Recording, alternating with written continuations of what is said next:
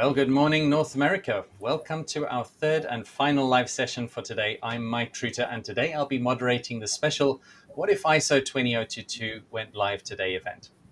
So today is the 22nd of November 2021, and this was the original planned start date for the ISO 20022 transition period through to November 2025.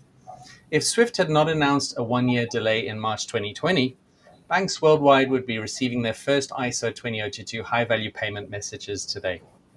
Instead, we have one more year of preparation time. And throughout today, we've been exploring the consequences of SWIFT's migration delay on banks and market infrastructure.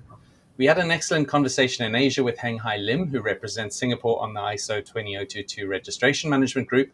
And in Europe, we talked to Nasir Ahmed, head of the ISO program for SWIFT. If you missed any of these conversations, don't worry. You can find the recordings featured on our YouTube channel and on our website as well. But today, we have another desk to finish off the day. We've got Kelly Johnson as our special guest. Kelly is the Senior Manager responsible for International Payment Strategy at the National Bank of Canada and the product lead driving the ISO 20022 migration for the bank. As always, I have my friend and colleague and Red Compass Labs Head of Payment Strategy, Julie Getter, here too. Kelly and Julie, welcome, and let's get down to business. Kelly, can I start with you? What was the reaction of the North American market when SWIFT announced the delay last year? A huge sign of relief. No, I jest, but in reality, I think at the time I was at Payments Canada, which is the operator of our payment system here in Canada. And to be honest, there was already a number of competing activities that the banks were dealing with, such as payments modernization in Canada itself. And with the complexity around ISO, I think it was seen as a bit of breathing room for the banks. Mm-hmm. The other thing is a lot of banks used ISO as a way to modernize their own payments infrastructures. And so, there was a lot of pressure on vendors in this space. And so the banks themselves, I think, looked at it as taking some of the pressure off. So, if I may, go for it. Yeah, Julie. I think it makes sense actually that the bank use this as an opportunity to modernize their payment infrastructure. Absolutely. Because usually this is an activity that requires significant budget, and it's easier to secure this budget while leveraging actually some regulatory mandates that the banks need to comply. So I think this is not surprising, and this is what we see in the market all in all. Actually, go for it. I was just going to say, and I mean, I was, having spent some time at banks and trying to see the business cases with no ROI, right? There wasn't a return on investment for updating your payment hub or implementing new, payment processing systems. So a lot of the banks had really legacy infrastructure in place. And so this was a great opportunity, just like you said, Julie, to kind of bring that together into a regulatory requirement and get those projects started.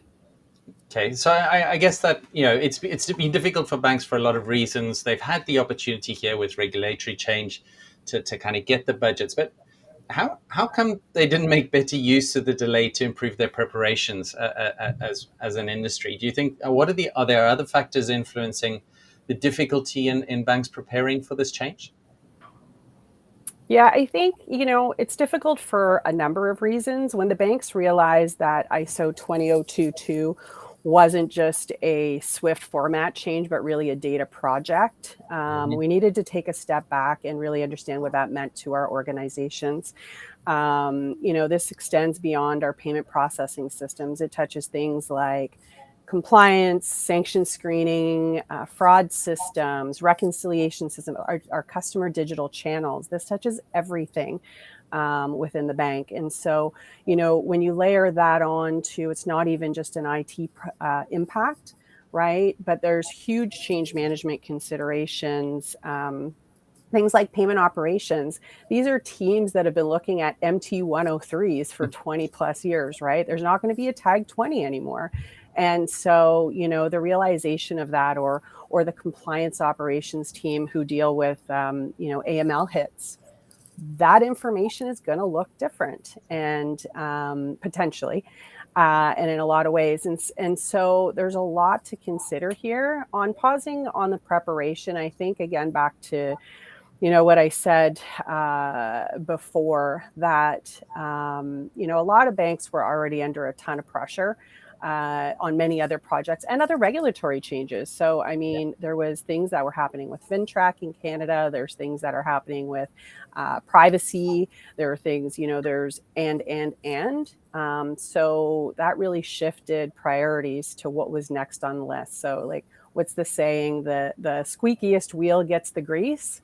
I think it was literally just a matter of, okay, we've got a year of breathing room. What's the next big fire we need to deal with while we, take a step back perhaps on ISO? Perfect. Yeah. And I think, if I may add, like, it's interesting because, to be fair, like in Canada, the way Payments Canada position ISO was very different from a lot of clearers, in the sense that right away they advertise on the business benefits and so on. So really much like, looking at customer impacts and not only the bank impacts. I feel like it's been slightly different in, like, other jurisdictions on this. Yeah. So it is interesting because, again, well, I was looking at it from an industry view when I was at Payments Canada, and it really was. And it's funny. So I think there was some confusion too, right, when the delay was announced, because there was, I was talking to a colleague of mine, and he said, there was Sibos 2019. And, you had some pretty big infrastructure providers announce their roadmaps around adoption of ISO during those sessions. And Payments Canada was one of those, not necessarily announcing at Sibos, but internally within their own modernization roadmap had a plan around the original go live for ISO. And then when the delay was announced in the March of 2020, everybody kind of went, okay, well, what does this mean? And so while banks, I think, might have reprioritized some items based on, some breathing room being allowed there, infrastructure providers or market infrastructure providers, I think, kind of still went full steam ahead and tried to stick to that plan. Yeah. So, Julie, we've been supporting banks preparing for the migration. Do you have any words of advice to help banks overcome the challenges that we've just been talking about? I think, like, I'd like to kind of rebound a bit on what Kelly said around, like, this is a data project. Mm-hmm. So as such, I think, like, what is critical is, like, not focus only on the payment, the core payment infrastructure, but really look at the end-to-end. And also, like, sort of take an holistic view, not only on the end-to-end payment chain, right, but look also because, again, it's a project that is not only touching North America, that is not only touching Europe, it's touching, like, everyone globally. So I think for banks who are operating in different regions, trying to take an holistic approach and build capabilities then can be reused and adjusted as, like, dialect of ISO emerge. I think for me, this is one of the key things. The second thing would probably, like, again, go deep into the detail. As Kelly mentioned earlier, like, he's touching the sanction system, this channel, and so on. Be clear about what will happen to the data. Otherwise, you may actually lose some of them, or you may experience some data truncation. And I think, like, right now, hopefully, most of the banks should be in the testing phase. So testing as much as you can, trying to, like, create some synthetic data to really simulate all the scenario is, I think, critical, because yes, it's a standard scheme, but there is still a lot of room for creativity within the scheme. So I think it's something to consider as well. Yeah, it's a good point. Sorry, go for it, Kelly. Sorry. I was just going to say that there's, the other thing that's really interesting about the delay is that we have now tools that are available to us, like Inflow Translation, and Swift's done a great job with, standing up their platform to be allowed. Like, I think it's next month, banks can start testing, right, amongst each other. And so that wasn't there a year ago. And so I think the delay has actually set us up for, way more success in being able to utilize these types of tools.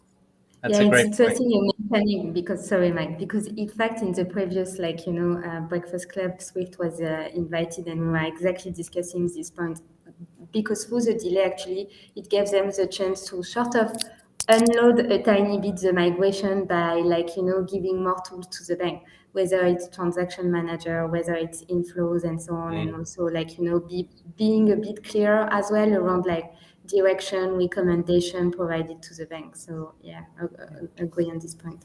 Because it is an important point. It is really a global network, a global ecosystem of banks, right? And you can't have, they all have to step up at the same time. And that's the key. Everyone needs to be on the same journey, and having the tools available to help banks to kind of reach that minimum level is absolutely key. Kelly, you've been working on this, within National Bank of Canada. What have been your lessons learned so far from the ISO 20022 journey? Would you say the worst is behind you now, or what's still keeping you up at night? Yeah, so lessons learned, it's probably to a certain extent, we probably underestimated the complexities and the data flowing through our peripheral systems. So back to just all of those other, systems like fraud and compliance and, digital channels for statements, for information reporting and stuff. So probably, to an extent, underestimating that. Also fully appreciating how we're going to manage the coexistence period. So there's a 3-year coexistence period for this. And so there's lots of considerations to happen around that. So those are probably big lessons learned for us right now. The worst part, I'd probably say it's behind us. We know it needs to be done system-wise. We've spent a lot of time on the systems. But now it's really, we have a huge opportunity. And so what are we actually going to do with this new data? How are we going to build solutions for our clients that actually add value using this data? So I'm really excited about the next few years. Again, pushing that kind of, worst is behind you. And now it's, hopefully, going into November 2022, it's now looking at opportunity. I agree. This is the most exciting part of all of this, right? Yeah. Where we can actually leverage the data flowing properly through the system to really increase and the customer proposition and things like hyper personalization, cash management, and so on. This is definitely the exciting part of ISO, leaving behind us all the nasty repair and so on. Yeah. But it's just a foundation, right? We're just putting in the foundation, and this is kind of the beginning of the journey. It's definitely not the end, is it? It's exactly. That's the fun bit. That's the exciting bit. Sometimes it's the boring bit, putting down the foundations, but we can build something beautiful on a solid foundation, and I think that's what we need to keep in mind as we go forward. Maybe Kelly, if I ask you the $64 million question, are banks in the Americas going to be ready on time? Do you think that everyone's going to make it? So yes. And I say that, it's funny because when we were doing our pre-sound check and we were saying, if Swiss delays again, I said they better not, right? And so because we have the tools, right? We have inflow translation, and we have these things that are ready for us to use. I say that I don't think everybody's going to be 100% ready to start sending and receiving ISO starting November next year. I think there's also a consideration of market infrastructures also have their own, local messages that have messages with their own local criteria. So we've got the added complexity of CBPR Plus and our local, like in Canada, it's links messages. And so, but I think, yes, banks will be successful in starting the migration next year, again, because of the tools. But also, here in Canada, especially, we've been really, really collaborative within our community. And so, and helping each other, lift each other to make sure that we're all successful leading into next year. So I'm pretty confident we're going to be able to deliver. The question I think about, though, is how long before we realize the benefits of ISO. So back to what we were just talking about, right? So when is it really going to pay off? And, we've been talking about ISO for years. I was in the treasury I was talking to clients about ISO 8-9 years ago. And so I have high expectations. And so when are those benefits really going to be realized? Fantastic way to finish up our final session for this What If ISO went live today. A really positive view to the future, and I think really important for us all to think about how we reach that point where it's giving back the promise that's there. It's definitely got there. We're putting in those foundations, but that promise has to come. Thank you, Julie and Kelly, for your insights, and thanks also to our audience for joining our conversation today. As always, a fantastic discussion, and hopefully it doesn't end here and continues on our social channels. Based on the conversation, I definitely feel like the migration delay was a huge relief for many banks. But now it's crunch time. The deadline's not going to be moving again, and in exactly 1 year today, things are going to get very, very real, and we're going to be ready. We're going to be ready. As always, if you do need some support with your ISO 20022 migration, please feel free to check our other videos on this topic on YouTube, visit our website, or reach out to us directly. We don't bite, I promise. Thank you for joining us, and all the very best for your ISO 20022 migration journey. Thank you. Thank you.